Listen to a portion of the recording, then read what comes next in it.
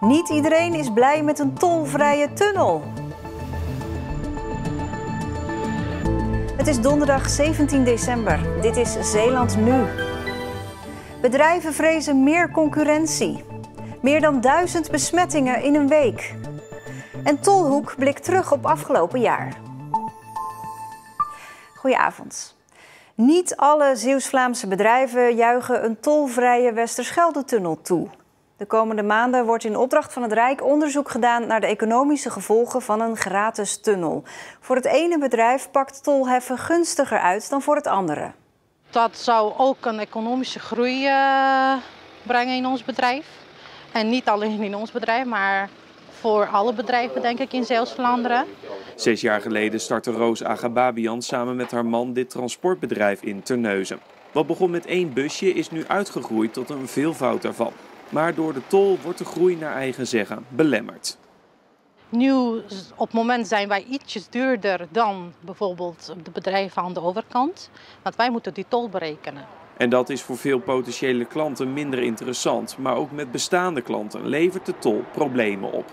We hebben bijvoorbeeld ritten aangeboden gekregen van PostNL zelf bijvoorbeeld. Maar het was niet aantrekkelijk voor ons om die ritten uit te voeren. De tolkosten mochten namelijk niet doorberekend worden. En dus zien zij het liefst dat de tunnel tolvrij wordt gemaakt. 5 kilometer verderop in Sluiskil ziet dit transportbedrijf dat anders. Hier willen ze dat juist niet. Want zij hebben de ervaring dat de concurrentie vanwege die tol wegblijft.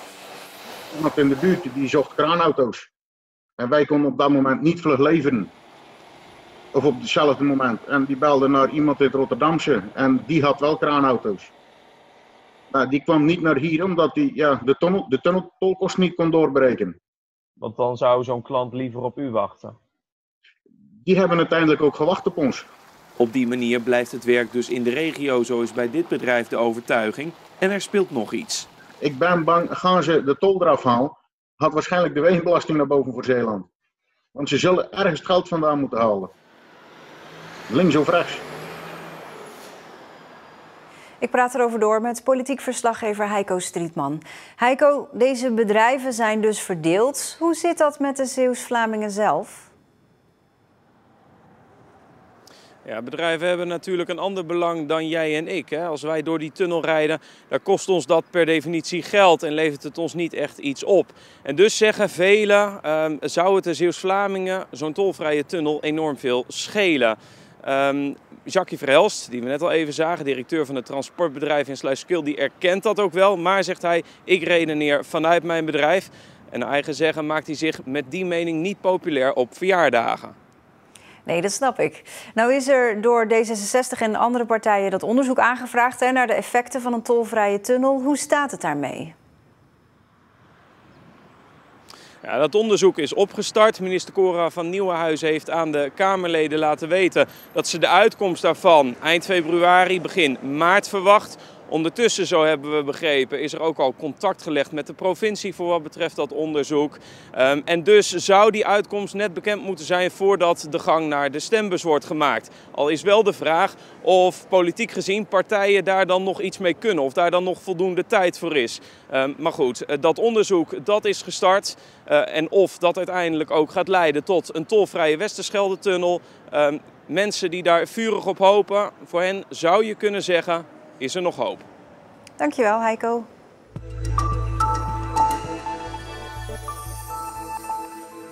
Het weekcijfer van coronabesmettingen in Zeeland ligt boven de 1000. En dat is voor het eerst deze pandemie. 1010 om precies te zijn. Dat zijn de geregistreerde besmettingen van de afgelopen 7 dagen.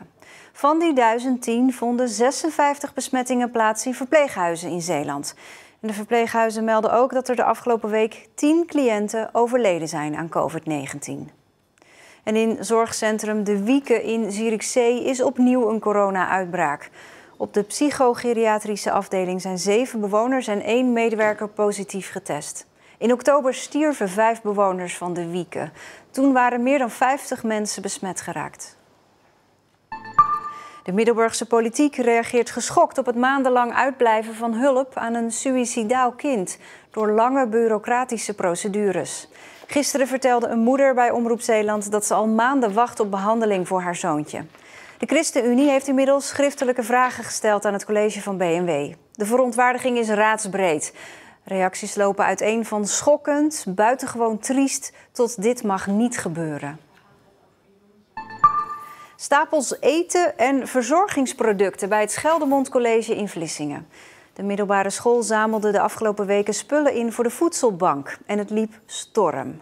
Het lijkt een achtbaan waar je instapt en waar je tussendoor niet meer uit kan. We hebben hier dagen gestaan, iedere morgen tassen vol. Leerlingen kwamen van alles brengen, soms een hele big shopper vol.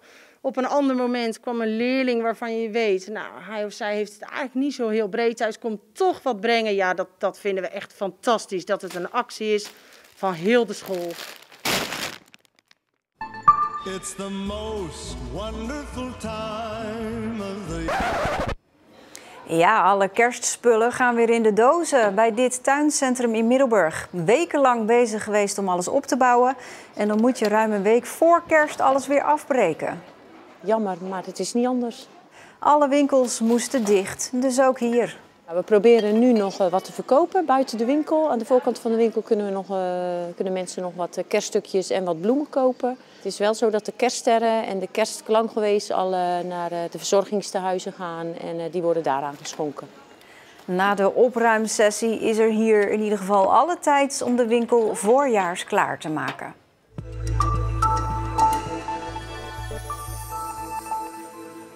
Ze is gek van Zeeland en de visserij. Hiske Ridder uit Scheveningen komt al van jongs af aan in Zeeland. Enkele jaren geleden besloot ze haar leven om te gooien en zich te storten op het maken van documentaires. En sindsdien is ze nog vaker in onze provincie te vinden. Als jongste van 3 dochters was ik de enige met mijn vader die van mosselen hield. Dus ik ging als Humpy Pumpy met mijn vader naar Ierseke. Toen wist Hiske Ridder, hier op archieffoto, niet dat ze later zo vaak nog zou terugkeren. Veelal om te duiken, maar ook omdat haar toenmalige schoonouders in de provincie woonden. Haar werk bestond uit bemiddelen tussen de overheid en de visserij- en landbouwsector. Tot enkele jaren geleden. Ik merkte eigenlijk de spanning tussen ondernemers en overheid. En dat is logisch. Maar de gevolgen voor beslissingen die de overheid neemt, die de politiek neemt, zijn zoveel directer voor ondernemers, dat ik meer naar hen toe ben getrokken, maar altijd de relatie met de overheden wel heb gehouden. En zo gebeurde het dat ze aan de Filmacademie startte en vorig jaar haar eerste documentaire In ons bloed uitbracht. Over de gevolgen van de Brexit voor de Zeeuwse vissers, zoals de Tolse visser Job Schot. Dit jaar is ze terug met een tweede documentaire, nu de Brexit-strijd heviger is dan ooit. Wat meer het leven wil ik aan dek en in de keuken laten zien. Dus ik geloof ook dat je slapende bemanningsleden gaat zien deze keer. Ik ben weer een week mee geweest, daar heb ik heel veel materiaal weer gedraaid. Prachtig is het om op zee te zijn. Met de tweede documentaire hoopt de Ridder dat er meer begrip ontstaat. Ieder mens dat zich oprecht verhoudt tot een ander mens en geïnteresseerd is, dat doet wat met je. En dat wil niet zeggen dat je één wordt of dat je het met ze eens bent. Maar van mij mag er wat meer geluisterd worden naar elkaar. Waar het begon met mosselen eten in Ierseke, staat ze nu 40 jaar later als documentairemaakster in Tolen en is ze nog lang niet klaar met het vertellen van verhalen binnen en buiten de visserijsector.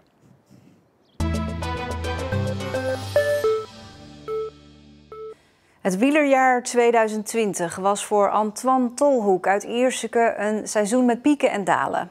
Door de coronacrisis miste hij regelmaat en structuur in het trainen en het rijden van wedstrijden. Maar er was ook tijd over voor hele andere zaken, zo blijkt. Er waren in het afgelopen wielerjaar veel minder wedstrijden vanwege corona. Dus had de 26-jarige Antoine Tolhoek genoeg tijd over voor zijn hobby. Zo, welkom. Hier ligt mijn bootje. Dit is de eerste kaai. In het verleden was Tolhoek ook al regelmatig op het water te vinden. Maar sinds een jaar heeft hij het serieus aangepakt. Maak kennis met El Niño. Ja. Ben benieuwd? Ja. Laat maar zien. Ja, met de boot lekker hier de haven uitvaren. En als je zo wegvaart, dat geeft dan een rustgevend gevoel of zo. Ik weet nog goed, hoor, zaten we denk ik 2 jaar terug na de Tour de France, zaten in de achtertuin. zei ik tegen mijn pa en mijn broer van, ik zeg, weet je wat, ik zeg, als ik nog dit jaar nog een wedstrijd win, of ik rij een grote wedstrijd bij de eerste 10, ik zeg, dan koop ik een boot, joh. Ja, dat is goed. En een paar dagen later ging ik naar San Sebastian en wij 10e. Dus toen kreeg ik al gelijk berichtjes natuurlijk van Twan, hey, nu moet er iets komen natuurlijk. Sindsdien ben ik, wat ik zei, een paar jaar op zoeken geweest en dit hebben ze geworden. Dan het wielerjaar 2020. Dat was er eentje met ups en downs voor Tolhoek, door corona. Ik heb er best wel lastig mee gehad afgelopen seizoen. De regelmaat en de structuur is eigenlijk helemaal weg in het seizoen. Het WK was ik echt heel goed voorbereid, maar kwam het er eigenlijk niet uit. Toen in de Giro dat probeerde een vervolg te geven, maar ja, zoals jullie wel weten werd het hem niet. Want Tolhoek had zijn zinnen gezet op etappenwinst in de Ronde van Italië, maar ook hier gooide corona roet in het eten. Kopman Steven Kruiswijk bleek corona te hebben en uit voorzorg werd de hele ploeg maar uit de Giro gehaald. Boos, ja, tuurlijk. Ja, ik was boos, teleurgesteld, verdrietig en dat heeft nog wel even geduurd natuurlijk. Alleen ja, op een duur, het is zo. Je moet ermee door. Sportverslaggever Stefan Nijpjes is hier. Ja, volgende maand begint het nieuwe seizoen. Hoe staat Tolhoek er nu voor? Ja, hij is geopereerd in oktober aan zijn liesslagader. En dat was nodig, want hij had er last van tijdens de wedstrijden. Sterker nog, hij zag ook eigenlijk op tegen die operatie, dus hij had hem al een keertje uitgesteld. Ja, als er iets op doet, dan ben ik gewoon geen wielrenner meer. Zo simpel is het eigenlijk. Dus je legt eigenlijk het lot van je... ik fiets met mijn 2 benen. En het lot van die 2 benen leg je eigenlijk in de handen van de chirurg. Nu staat de chirurg wel heel goed bekend, maar dan nog, ja. Dus daarom heb ik eigenlijk heel lang mee gewacht. En nu eigenlijk gaat het doen, terwijl het eigenlijk geen optie was meer om door te gaan zonder die operatie. Zover was het eigenlijk al. Operatie is geslaagd? Ja, operatie is geslaagd. Je zit weer op de fiets? Ik zit weer op de fiets en het voelt ook best wel goed, moet ik zeggen.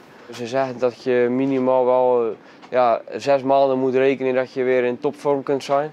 Alleen, ik heb wel veel topsporters gesproken, ook wielrenners die het gehad hebben. Kruiswijk heeft het bijvoorbeeld zelf ook gehad. Annemiek van Vleuten, maatje van me Sam Omen, Ten Dam. Die jongens zeggen ook allemaal, het komt goed. Het komt goed, alleen het heeft wel tijd nodig.